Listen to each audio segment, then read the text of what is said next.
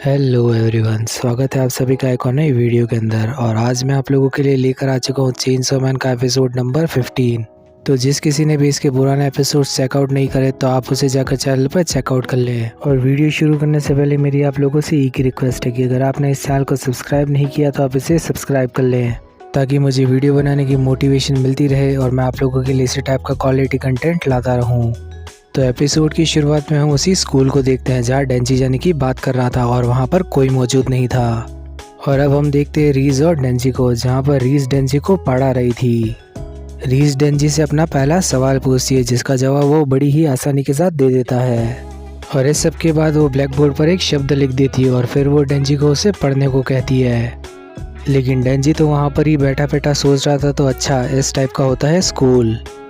अब रीज डेंजी से कहती है कि तुम हर समय डेविल्स को मारते रहते हो, बल्कि इस समय तो तुम्हें कॉलेज में होना चाहिए था और ज़िंदगी के इस समय तुम्हें ज़िंदगी के मज़े लेने चाहिए और दोस्तों के साथ बाहर घूमने जाना चाहिए। लेकिन डेंजी बताता है कि वो अपनी ज़िंदगी को लेकर काफ़ी ज़्यादा खुश है, जब तक कि उसे खाना और सोने की जगह मिल रही है। रीज बताती है कि ये कोई ज़्यादा बड़ी चीज़ नहीं है, बल्कि ये सारी तो बेसिक चीज़ है जो कि उसे कहीं पर भी मिल सकती है। डेंजी बताता है कि उसका दिमाग अब गर्म हो रहा है, जिस पर रीज कहती है कि चलो अपन दोनों मिलकर स्विमिंग करते हैं। डेंजी बताता है कि उसे स्विमिंग करना नहीं आता, तो रीज कहती है कि वो उसे सिखा देगी।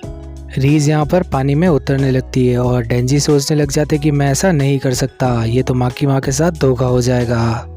लेकिन तभी रीज डेंजी को पानी में उतरने को कहने लगती है और डेंजी तुरंत राजी हो जाता है। अब डेंजी जैसे ही छलांग लगाता है तो वो पानी के अंदर डूबने लगता है और इस सब के बाद रीज उसे हाथ पकड़कर तैरना सिखाने लगती है। लेकिन तभी वहाँ पर जोरों की बारिश शुरू हो जाती है और ये दोनों फिर से अंदर आ जाते हैं।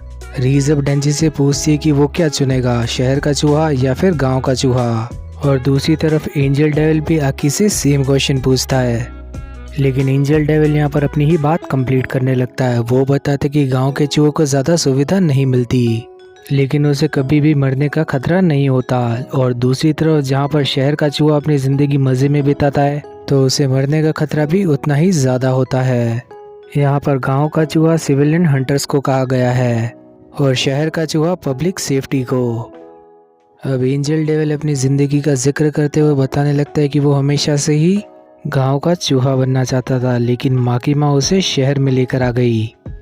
और दूसरी तरफ डेंजी बताता है कि उसे हमेशा से ही शहर में रहने का शौक था, इसलिए वो शहर में रहेगा। और वो रीज को रीज़न बताता है कि शहर ज़्यादा मज़ेदार है और शहर में अच्छा खाना भी है। तब रीज डेंजी से पूछती है क्या उसके लिए हर समय खाना और मज़े करना ही ज़्यादा ज़रूरी है। उसकी बात का डेंजी जवाब देता है हाँ। अब रीज बताती है कि शहर में एक फेस्टिवल होने वाला है, जहाँ पर वो डेंजी को इनवाइट कर देती है। वहाँ पर उसे खाना और मज़ा दोनों मिलेगा और ये चीज़ इन दोनों की एक डेट होगी।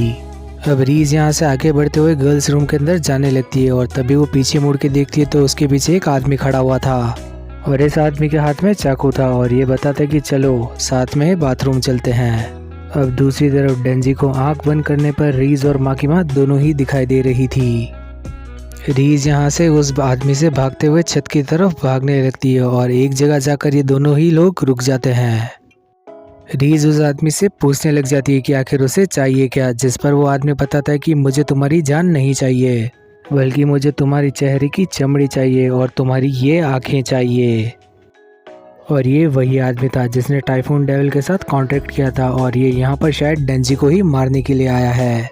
और ये रीज की आंखें इसलिए मांग रहा है क्योंकि इसे लगता है कि डेंजी इससे प्यार करता है और उसकी आंख लेने के बाद वो डेंजी को ब्लैकमेल कर सकता है।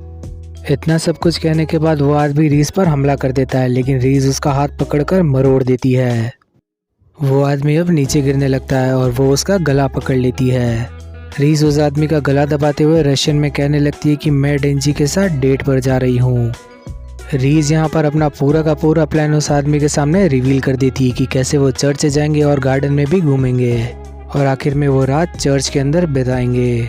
इस सब के बाद रीज उस आदमी को जान से मार देती है और तभी टाइफून डेविल रीज को देख लेता है। टाइफून डेविल बताता है कि उसे नहीं पता था कि मैडम रीज यहाँ पर है। रीज उसे तूफान को रोकने के लिए और लाश को ठिकाने लगाने के लिए कहने लगती है। अगले दिन हम रीज और डेंजी दोनों को देखते हैं जो कि फेस्टिवल में आए हुए थे और यहाँ पर ये दोनों ही काफ़ी ज़्यादा एंजॉय कर रहे थे। वो फेस्टिवल के अंदर अलग अलग तरह का खाना खा रहे थे। इस सब के बाद ये दोनों ऊंची जगह पर जाकर पूरे शहर को देखने लगते हैं और अब रीज डेंजी से फिर से वही सवाल करती है उसे अपनी जिंदगी खतरे में नहीं डालनी चाहिए, उसे डेविल्स मारने की बजाय स्कूल जाना चाहिए।